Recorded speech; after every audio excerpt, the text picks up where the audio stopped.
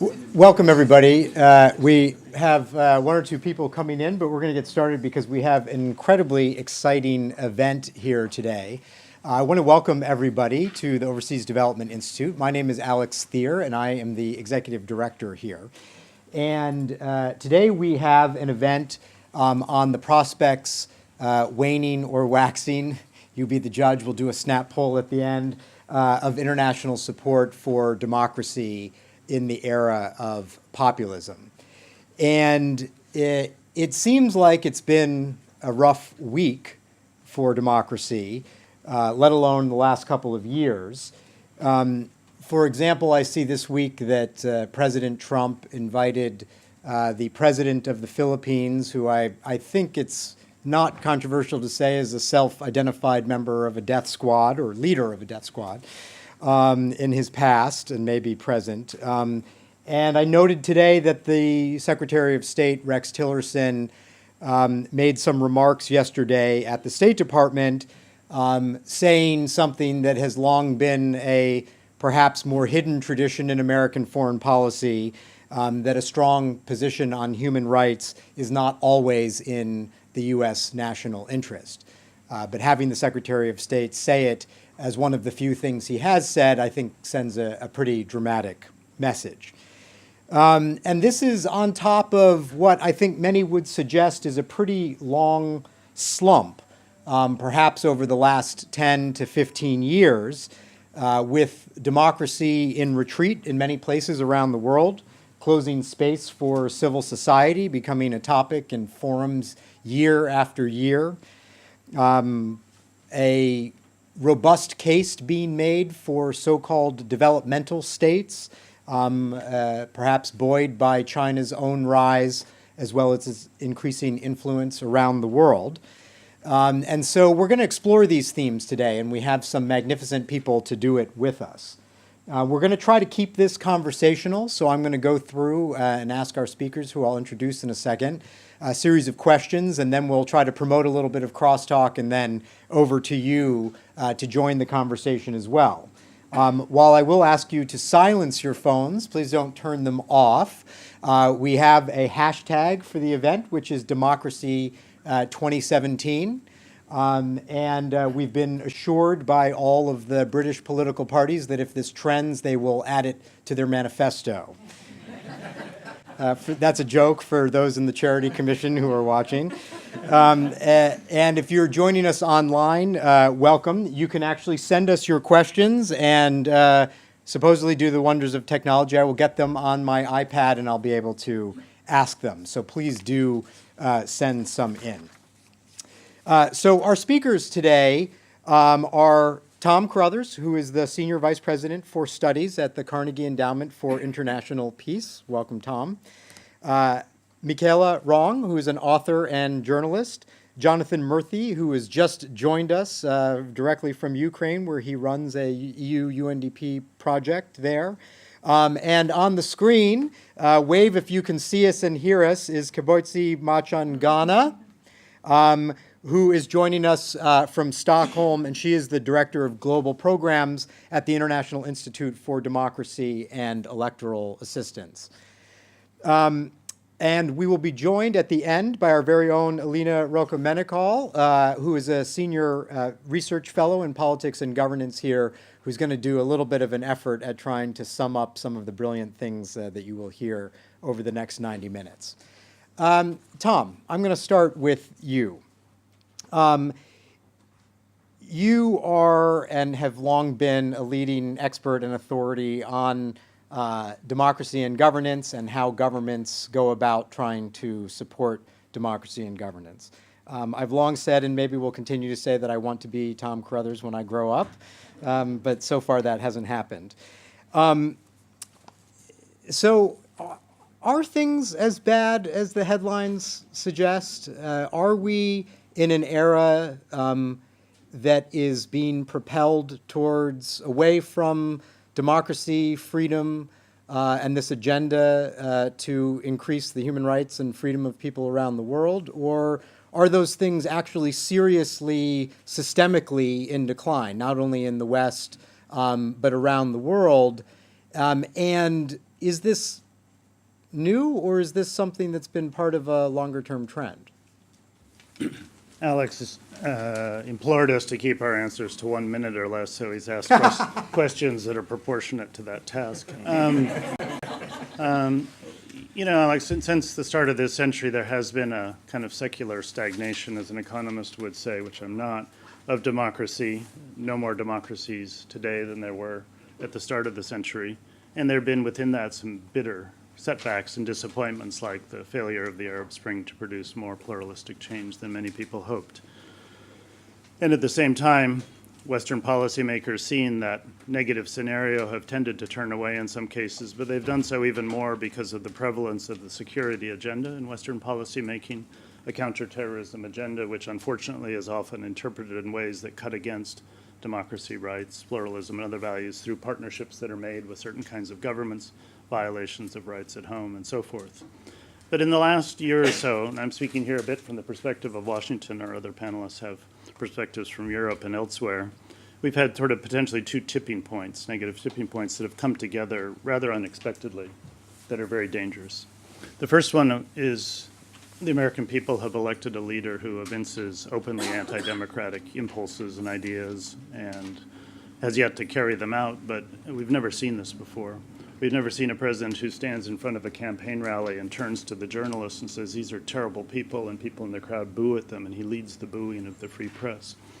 So we have a leader who openly embodies anti-democratic impulses, and of course the message of that to the world is catastrophic in terms of the example it sets, the emboldening of other leaders who then act on that and the assumption that that's what's done in today's world. And then the second tipping point is that same leader and some of the political ideas that helped put him into office seem to call for a questioning of the international liberal order as a centerpiece of both American and, I would say, Western foreign policy, and whether that's even of value to the West, and whether the West should take a much more transactional, zero-sum approach to the international system, both in terms of values, in terms of basic rules-based stability. And so to have a leader who, on the one hand, doesn't embody the values that are central to what we thought our country stood for, and then to have their conception, the conception of him and his parts of his team, be that of somebody who doesn't stand for an international framework, represent two tipping points which, if they come together and are really carried through, is something new and different in a very negative way. The United States, for a couple of decades, has been a leader in the international movement to fund democracy, to support the strengthening of political parties, elections commissions, all of this type of work, civil society organizations. I'm curious at this point whether you see those organizations responding to this change, or are they waiting for the other shoe to drop, that the funding is going to dry up, that the policies are actually going to change? Because much of what we've heard so far is rhetoric, and while powerful, hasn't actually been enacted into policy funding changes and those sorts of things. Well, first, the United States has sometimes been a leader, sometimes it's been against this agenda, sometimes it's been a follower of others, European states generally, the European Union, but the member states play an equally significant role, especially in assistance terms. But still, the U.S. has been a major actor. They're waiting for two shoes to drop. The first shoe is their funding base. Most of this community is supported by the U.S. government, and there is talk of a draconian cut in U.S. assistance, an unprecedented cut in U.S. foreign assistance. There's the hope that that won't happen in practice when Congress gets through with it, but it would, even if it's only a 10 or 20% cut, it probably end up being focused on somewhat on these areas, because some of the core other areas, socioeconomic areas like health and education, might be protected. So that's one shoe, and that's potentially devastating. And then the other shoe is, in a sense, the policy framework. Will the United States government care about the situation in the Democratic Republic of Congo? The last administration did. It engaged diplomatically. It asked assistance actors to play a role. If the government doesn't care about those issues, steps back, inevitably the community of actors that would like to engage, not just because of funding, because of diplomatic support and general directive, wouldn't be able to do so. So there's two shoes here. There's a money shoe, and there's in a sense, a diplomatic stance shoe, both of which haven't dropped yet, but they're worrisome signs. Thanks. I'm going to move on to Keboitsi. Maybe picking up from Tom's last comments, I'm curious from your vantage point, because you lead international ideas work in a lot of countries in Africa and Asia and Latin America. Are you seeing a big picture sort of backlash already against the types of organizations that you work with and support? Thank you very much. I probably should start by pointing out that we are also very much concerned about the rhetoric that is coming out of Washington and its implications for democracy support going forward. Even as organizations like International IDEA, we depend very much on not necessarily the funding from the US, but the partnerships that make democracy support effective are those partnerships with all the other organizations, for example, that depend on US funding. So this rhetoric that is coming out of the Washington also does concern us. But at the moment, we have not witnessed a backlash in terms of organizations that we work with on the ground. What we see that could potentially, and this is something that we are watching very closely, what could potentially happen is that given what we are seeing happening, especially in the West, is that the moral high ground of countries, for example, like who used to be sort of the leaders in this field, like the US, is going to fade, and therefore, if we don't have a leader or a leading countries that advocate for human rights and democracy, we might end up with a situation where countries, like you pointed out in your opening remarks, end up justifying authoritarian tendencies. Countries that always had the leaning towards that now probably feel that they do now have a reason to continue to move that direction, because right now there is no leader when it comes to issues of democracy and human rights. So for us as a democracy support organization, that is a big concern. We are also sort of concerned, it hasn't happened yet, but also our perception is that while there will still be support for efforts to support democracy by actors on the ground, we might find a situation where there's a backlash when it comes to certain sources of funding. For example, there is potential that in the future, you might find that given some of the actions that, for example, President Trump has undertaken since he got into government, for example, his anti-immigrant sentiment, you might find that in certain regions, it becomes even more difficult to engage with actors in those regions. So while this backlash is not yet evident, it's something that we think that might happen, where people think that no one should really be, democracy support should not really be something that should be done in their own country. So it's a big concern for all of us. And like I say, an idea, even though a lot of our support hasn't been coming from the US, we are still concerned because as democracy support actors, we work together in coordination and we share this agenda. So it's a big concern for us as well. Let me ask you, I mean, necessity is the mother of invention. There's a leadership vacuum, potentially, a funding vacuum, potentially. I'm curious if you see anything innovative happening where people who are out there essentially defending their own freedom and rights are doing innovative things that we should know about. Yeah, indeed. First, I think that even as we have leaders what now has come to be known as authoritarian populists that are emerging. I am of the view that we still see citizens that are also pushing back on some of this. In the state itself, you are seeing even civil society standing up and against what they are seeing as the onslaught on human rights and democracy. We are seeing courts and judges standing up against it. So not just in the US, but you are seeing the rise of the citizen is not always about just nationalism, but it is also about people demanding deeper democracy that delivers, people demanding better representation. And I am of the view that one of the reasons why we are seeing the backlash that we are seeing that has enabled populist authoritarians to emerge is essentially because perhaps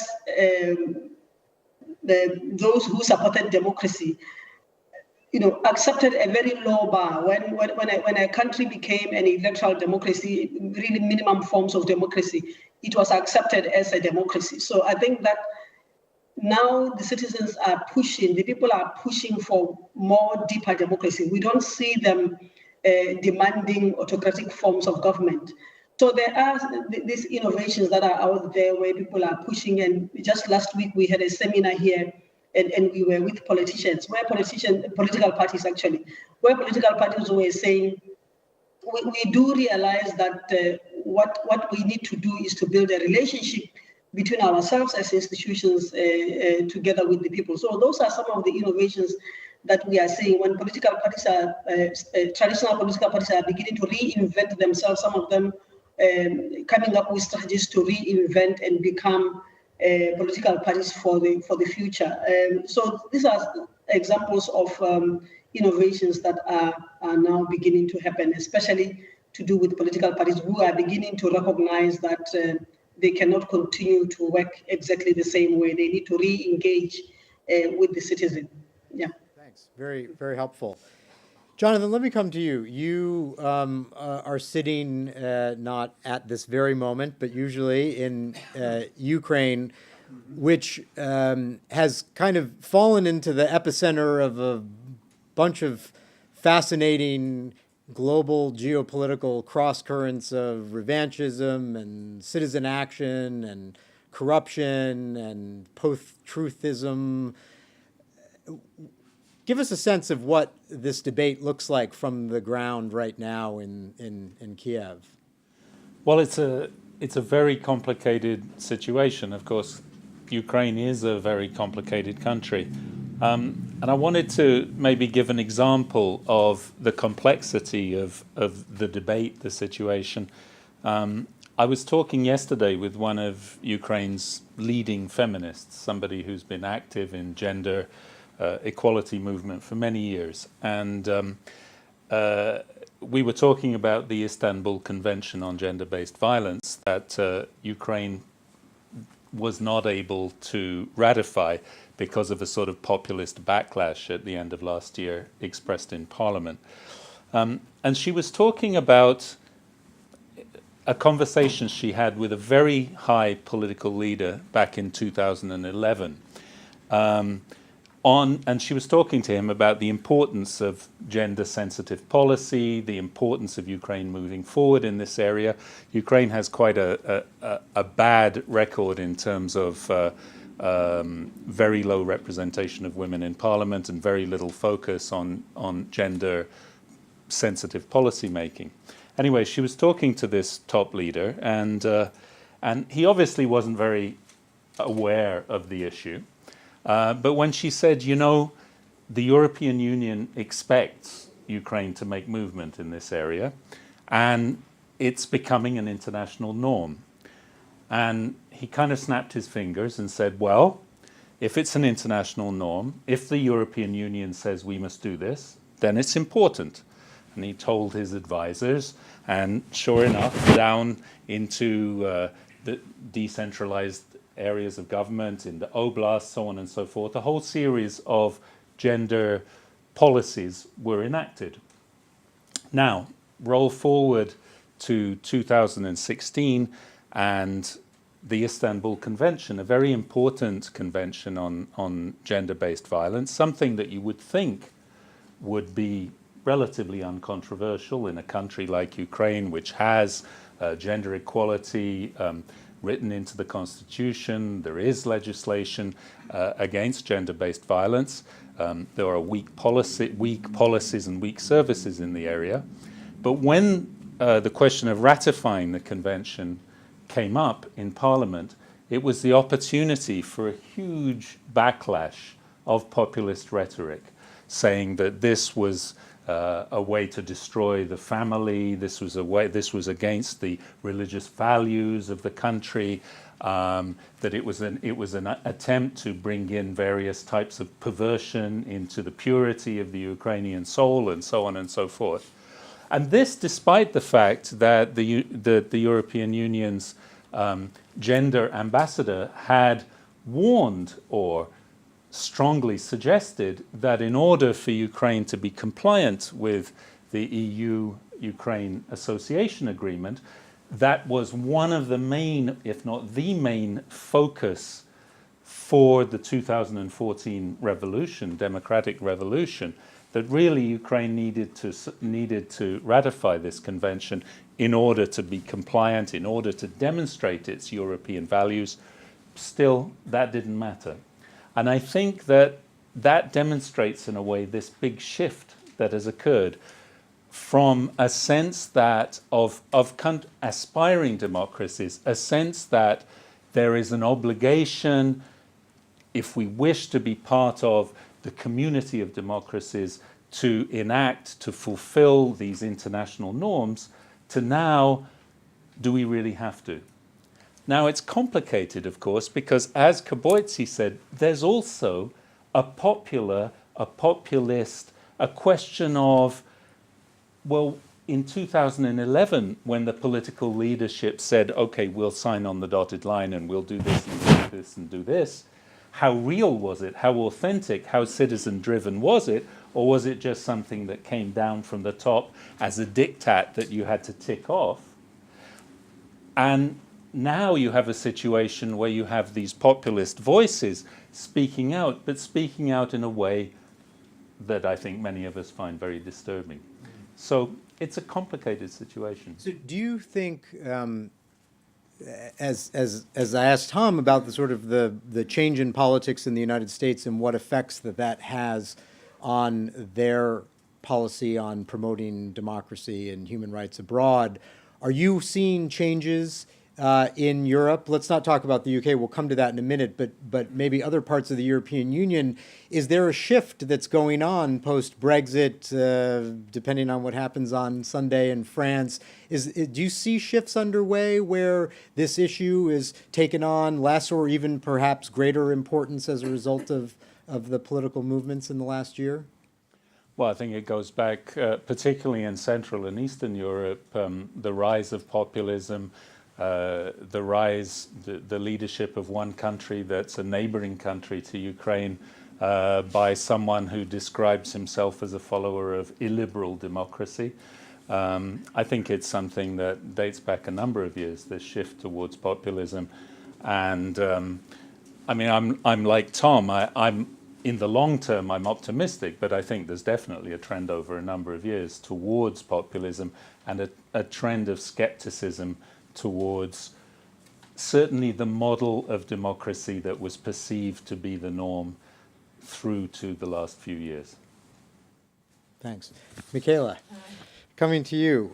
You have written a fascinating series of books about the DRC, Eritrea, and Kenya, with a particular emphasis on corruption and conflict, and the not always entirely salutary role that Western politics and politicians and money have played in those environments that may be understating.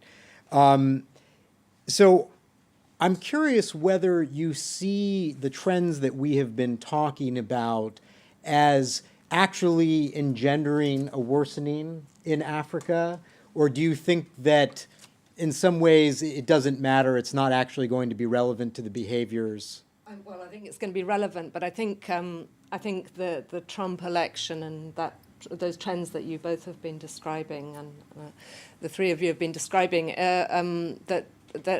this has already been happening and having an impact in Africa, and that the key moment was when the Twin Towers came down, and that was a moment where that sort of interim period where we had Cold War politics, in which each side was supporting their own dictators and turned a blind eye. The superpowers were turning a blind eye to egregious human rights abuses.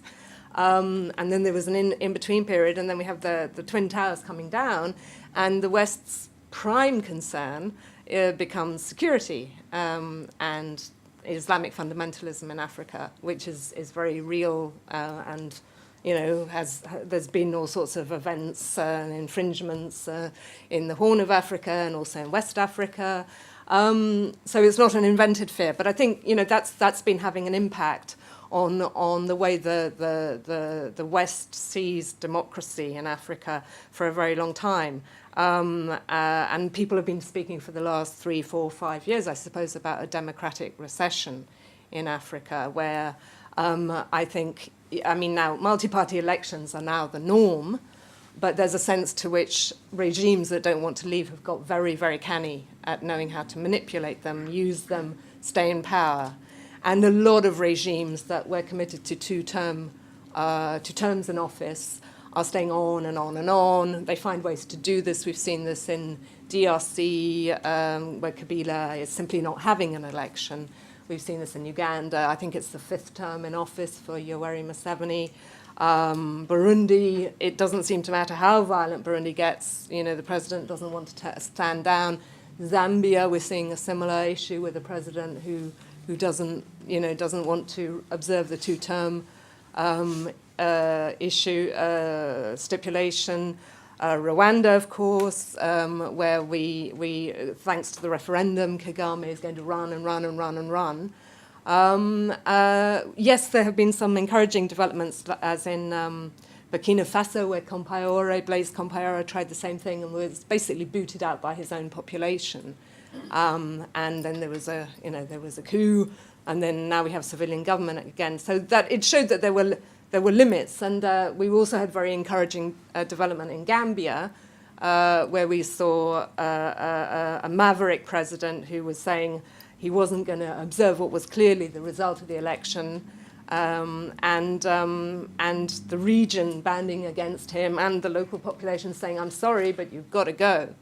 So those were, and we've also had some very encouraging elections in Nigeria and Ghana. So it's a very diverse picture, but I think overall, there is a sense that the democratic struggle, the fight for democracy, has got very crunchy, and the danger of that is it gets more violent because there are real issues now at stake. Ruling parties know how to rig. There are these almost these royal dynasties that now are several generations who want to hang around, who want to hang on to hand over to their sons, and yeah, they don't want to go. And I think feeding into this has been also this whole, you mentioned in your introduction the issue of the developmental state and the West's conception that the MDGs were sort of a prime concern when it came to giving aid, and that you couldn't be too ambitious, let's put it, and that the people who deliver aid most effectively are often authoritarian, to put it kindly, leaders. And that mindset, which I think I've seen getting stronger and stronger and stronger in the aid community, and I find very, very disturbing. It coalesced very nicely, of course, with the concerns about Islamic fundamentalism. We want strong states. We want states that can contribute to our peacekeeping forces, our UN interventions. We want states that can crack down on al-Shabaab, on al-Qaeda in the Maghreb. So, I think these two concerns, I think the developmental community has played a fairly dark role often in this whole process. And yet, yes, democracy continues to fizz away, and will do so, because every time you go to cover an African election, I've covered a lot of them, what's really impressive is the turnout. And I think the Africans I meet, they would probably agree with Winston Churchill, not in most of the things he said, but when he said, it's the worst of all possible systems, but it's apart from the others. I think most Africans feel that way. They feel they have the right to have a democratic election, and they're going to insist on it. Where I do think we need to look, and maybe we can talk about this later, is it doesn't have to all be the same form of democracy. And we've had this one-party-fits-all approach. And I think that's been very unhelpful and very damaging. The first-past-the-post system, the system that even actually in many countries in the West don't have these systems. Why has that been the only system that has been sort of encouraged and urged on Africa? Because, it's 54 countries and people have different traditions and different needs and different makeups. Yeah. I want to talk about UK policy in a second, but you've touched on such an electric debate within the development community. I just want to ask you a quick follow-up question. There is a lot of funding, assistance, health, education, all of these things that go to many of the countries that you're referring to. Rwanda and Ethiopia often top the list of this sort of debate. And the question is often asked, which is a very real question, about whether that assistance should go forward, even if there are authoritarian trends or support for democracy and governance is not possible because of the approaches of those governments. Your response indicated that you think that can be damaging to provide that support. I just want to draw you out on that a little bit. Well, yeah, because the message that gives out to the local population is that democracy doesn't matter to the West. I think I would make two points about this, which is I think it's deeply damaging to the democratic message Western countries want to give out. But I think there's another point, which is maybe a separate one, which is that at the end of the day, I always like to make the point that it's taxpayers' money in the West that's being spent. And so I think there's also a moral argument to be made, which is that you have to turn around and make your explain to the British taxpayers if you're DFID, American taxpayers if you're USAID, why it is that you are supporting governments whose opposition leaders are in jail and never get out, who are killing journalists on a regular basis, who are closing down NGOs, who jail journalists, who are producing floods of political asylum seekers, many of whom are quite clearly in genuine fear of their lives, and yet these are prime recipients of Western aid. I mean, you owe that explanation to the people who provide you with the aid budget, and I think that tends to get forgotten sometimes. So, Tom, let me come to you. The mention of taxpayers undoubtedly quickened the heartbeat of hearts and minds out on the campaign trails around the United Kingdom. I'm curious what you think of British support for democracy in the post-Brexit era. Is it a priority? Have you seen evidence one way or another? I don't know how closely you're watching the campaigns, but certainly aid overall is a big debate here at the moment, and support for the level of aid. But I'm curious within that, as we talked about with the U.S., where you see support for these themes going in the U.K. Well, I think since last summer, the government has shown some interest both in the Foreign Office and also within the UK aid structures at the Department for International Development in issues of civil society space and in the fact of closing space. Both Boris Johnson and the ministers at DFID have talked about this issue and expressed some interest in doing more about it. The UK has traditionally been different than the United States. It talks differently about the democracy issue. It tends not to lead with it as a rhetorical framework, but it does tend to try to find ways to support it. This has been manifest in the difference between USAID's approach and DFID's approach. USAID, has a Center for Democratic Governance and Rights, and puts one of the 4 core pillars when you stand in the lobby of USAID is promoting democracy. That's not the case in the lobby of DFID, yet it's woven into DFID programs when you look at the commitment to transparency, to inclusion, to accountability, to participation. You see values throughout many DFID programs that embody the same things. The Foreign Office and the Parliament also support the Westminster Foundation for Democracy that embodies a British commitment to democracy. So it's there, but it's a bit of a cultural contrast in some ways of, is it effective to lead with a sort of noisy rhetorical framework and risk the constant comeback of hypocrisy and inconsistency which comes if you arrive in so many countries as an American, whether it's Egypt or Ethiopia or Pakistan or others, and say, of course, promoting democracy is one of those 4 core pillars. They're immediately ready for a good argument. Whereas if you weave it in a bit more and lead a bit less with your rhetorical chin, arguably that's a more effective way. So I think there has been a British commitment, but there's also some deep thinking in the development community about what Michaela was getting at, is that are we confident about the simple association of certain liberal democratic forms with developmental progress? Not that we should embrace the authoritarian developmental state. I think that would be a mistake. But can we be more pluralistic in our thinking, at least about how countries, go through a process of change that engenders greater pluralism and commitment to these values that may not be a simple sequence or a quick embrace and so forth. So there's some complex thinking, but that's a search for the best way to reach the right endpoint. It's not a giving up of that endpoint. Kavosi, let me come back to something you said earlier and following up on this. I mean, as Tom pointed out, one person's leading with your values is another person's hectoring. Maybe the U.S. is particularly good at this, but I think a lot of people would say that one of the reasons that this support for this agenda hasn't always been successful is because it needs to be born fundamentally of the interests of the actors involved, not because somebody came from a rich country and said you should be doing this if you want to be a better part of the international community. And so you look at the Kabilas, and these cases go back Democrat, Republican through generations, right? It's not as though they have necessarily been responsive. And in fact, I think, as Jonathan mentioned, sometimes you can actually cause a negative reaction by appearing to lecture.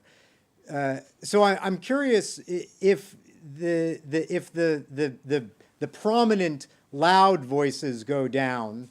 Are there other ways in which you see that those in the international community that still support this agenda should be rethinking the way that they encourage the decision makers on the ground to embrace democracy and human rights? Thank you very much. Yes, indeed. But maybe before I respond to your question, let me go back to the points that were made by 2 points that were. I just want to pick on the conversation that Michaela made. First of all, pointing out the high voter turnout, for example, in Africa. And for me, that is where my optimism about the future of democracy lies. That the optimism about the future of democracy it lies still in the people that really still believe that they need it. I would be more pessimistic if people around the world no longer support democracy. But we see that there are leaders who emerge who are anti-democratic in their rhetoric, but at the same time, the point that I made earlier about, seeing that people still believe in it. So for me, that is where my optimism comes from. But I also think that maybe going forward, the approach to democracy support, first of all, I think we need to reconsider this conception of democracy, where we think that democracy is just something that happens within the borders of a country. We are so interconnected that nowadays, providing democracy support without taking into consideration the impact of a country being a member of the international community. In a way, it defeats. It does have a negative impact in the sense that citizens may want a particular things to move a particular way, but at the same time, countries may also be constrained to move that way because they are part of certain agreements, even part of certain arrangements where they cannot, at the end of the day, account to their people. So I really think that in this reflection, one of the things that we really need to do is to reflect on as this disconnect between people and institutions and their political leaders. What has been the role of the international community in all of this? If, for example, a country, because it is funded, even though it abuses human rights, at the end of the day, it is not accountable to its people because it still continues to have that money. What role has the international community also played in all of this? And I think going forward, when we look at democracy support, this element of the role of international community needs to also be factored in. And often the challenge is that, of course, the money for this work comes from ODA, and often countries that provide it say this money is not for us, for you to work with us, but rather for you to go and work elsewhere. But I really think that we have come to a point now where we really need to reflect on this, to say, this country's democracies don't happen in a vacuum. And it doesn't matter if you are going to be supporting political party development or parliament development or civil society, when at the end of the day, accountability tends to be to those who finance rather than to the people. So the role of geopolitics and international community in all of this, I think, has an impact. But coming back to your question, I also think that going forward, democracy support will require a conversation, not the donor-recipient kind of relationship. I think we are going to move away from that. We will need to move away from that if we want to be effective in the work that we do. I think that there are, people know what they need in their countries, and if they can be part of defining, the agenda for assistance, I think, or support, I think that will go a long way than, we need to probably move to something like democracy cooperation, because also in the global south, for example, there are some innovative, examples of how, innovative examples of democracy. For example, some countries in the global south, they have been able to manage diversity much more than, in Europe, for example. So what is it that some of these countries that have been providing democracy support can also learn from the global south? So I really think that we need to move away from the donor-recipient relationship, but more, a cooperation model where, not only, just yesterday I was at a conference organized here by CIPRI, where one civil society actors, basically put it so bluntly and said, why is it that every time we are provided support, somebody comes with an already cut out program of capacity building? Why is it that we cannot be at a table to decide and be part of the conversation of what is it that we need, where we think that support should be given? So I really think that that sort of thing going forward is not going to work, especially that, like I said at the beginning, we are seeing a situation where those countries that the world used to look up to in terms of being the best when it comes to democracy are now, relinquishing sort of that moral high ground. So yeah, so Thanks. democracy cooperation might have to be the way to go. Thanks. Jonathan, I was struck by the alleged interference of Russia and U.S. and French elections, And it's kind of a through the looking glass experience. You know, we had the color revolutions, and of course, a lot of these countries, authoritarian countries, looked at that with fear and suggesting that it was interference, and then they started to act internally to prevent those sorts of things. But then maybe the light bulb went off and said, well, wait a minute, we can play this game too. We can reach across borders to try to affect outcomes that are more favorable to our interests. Are you seeing that more in Ukraine, or you feel as though people feel as though there's a lot of push the other way in terms of anti-democratic forces?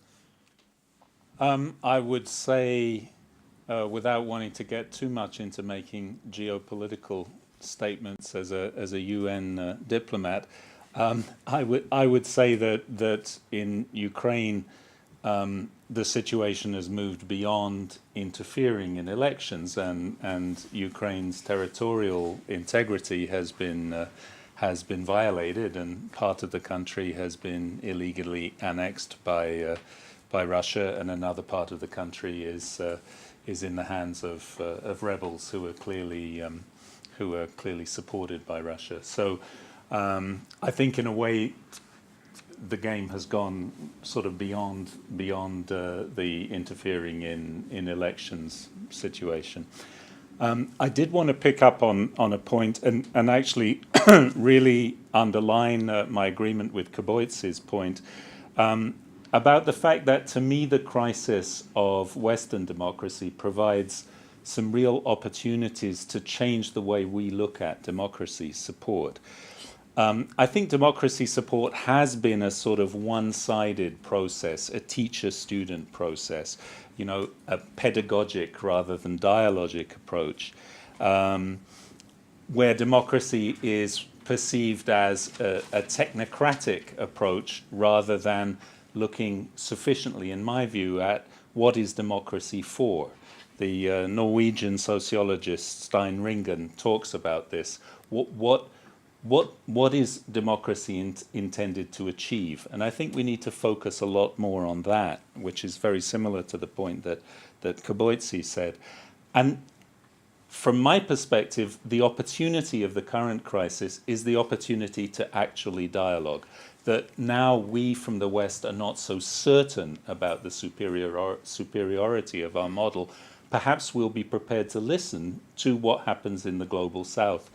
Before I came to Ukraine, I was in Tunisia for 3 years after the Tunisian Revolution in 2011. And that country achieved a remarkable transition entirely on the basis of local, national capacity to dialogue. A country that had never been democratic, that was divided really down the middle, 50-50 between very different views of how the society should be, managed to achieve a democratic constitution that was adopted by the overwhelming majority of the different political forces. But what's tragic in a way, although the Tunisian actors won the Nobel Peace Prize, I have never heard anybody from the West saying, what could we, a Western country, learn from what that country was able to do? And it's very similar to what Kaboitzi said. And so in a way, I think this fact that suddenly we have been shaken by this rise of populism, this rise of anti-democratic thinking, anti-democratic leadership in some cases in the West, I think it also perhaps will give the chance to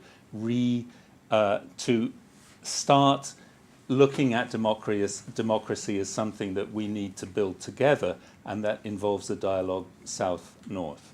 Tom, you had a quick interjection on Tunisia? Or? No, on the general point about the change, which I like the general idea that Kaboitzi was saying about moving away from a conventional donor-recipient relation to a more cooperative, sort of mutual learning form, and then the idea of taking lessons from abroad. But at least on the U.S. side, there's two complexities to it, or two things that make it very difficult. The first is, you're right, there is a moment now, you know, many parts of U.S. society are shaken by what's happened politically in the United States and feel that, as you say, maybe the door has opened a bit in their minds to we could learn from abroad. But the very thing that has shaken the society is quite xenophobic at the same time. And so many people in power, are actually very much against the idea of learning from abroad, or just by their sort of political instincts. So the very moment that opens some people's doors in their minds brings out other people to power whose doors are very closed. So we have to sort of keep that in mind. I mean, there's a group of very prominent comparative political scientists who formed something in the United States in the last couple of months called Bright Lines Watch. Bright lines being, what are the lines in a society when it crosses from incipient authoritarianism into genuine authoritarianism? What are those lines? What do we see, the experience from other countries? And how should we establish the sort of a clear set of warning signals within American society for what those are?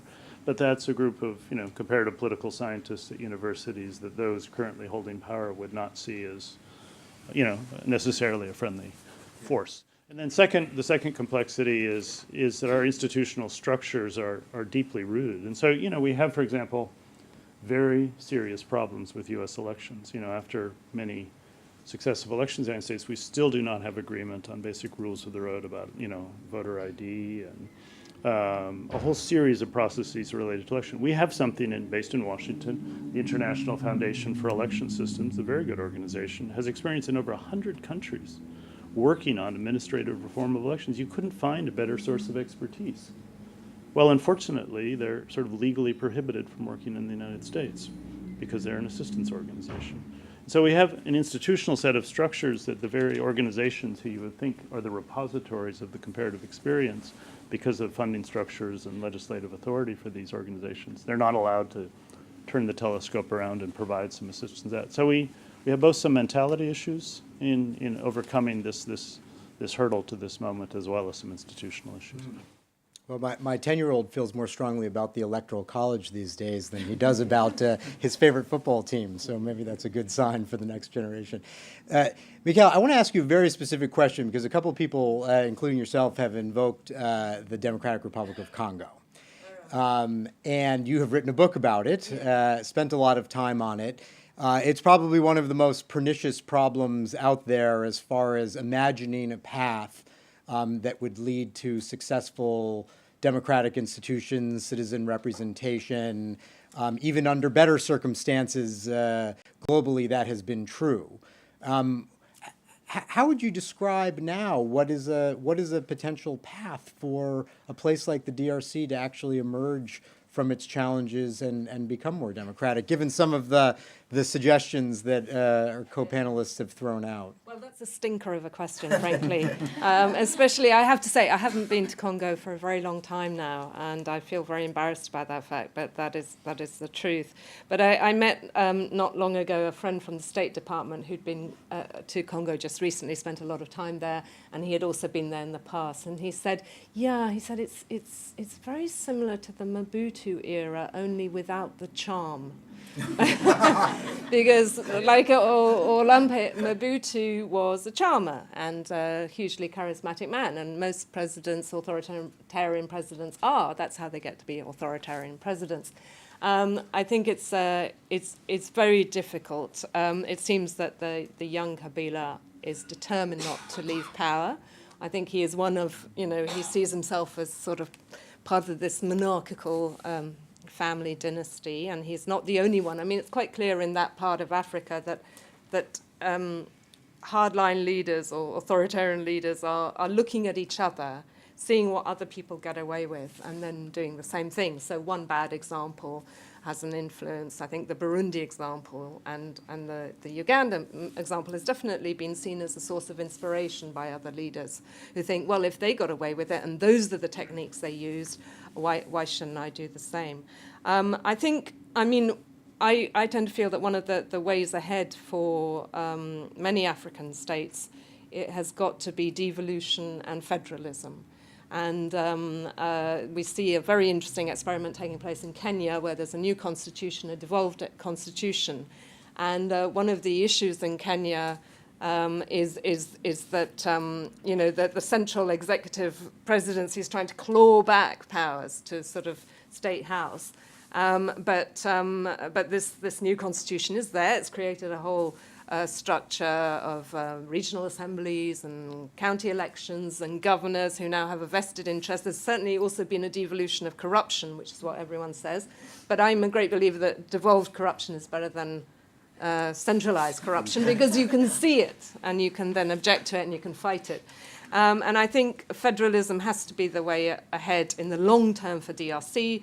But when they had the opportunity to vote in a federal constitution, it was watered down. And what I understand with the DRC, and you would need somebody who goes there more regularly than I do, is that the money that is the money is collected in these mineral-rich provinces, sent back to Kinshasa, and it doesn't then get redistributed. And this is a big problem with the federal system, in that if you've got a central state that isn't going to honour its side of the deal, the federal system's simply not going to work. And then what you get is local rent-seeking by local officials who aren't getting the money from Kinshasa anyway. And they say, OK, well, then we'll just sort of impose all sorts of informal taxes because, well, we need that stuff.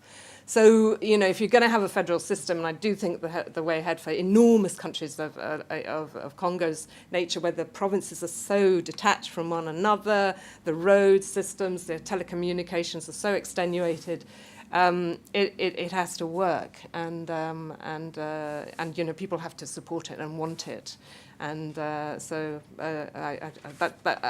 think we're nowhere near that in Congo at the moment. Yeah. Great.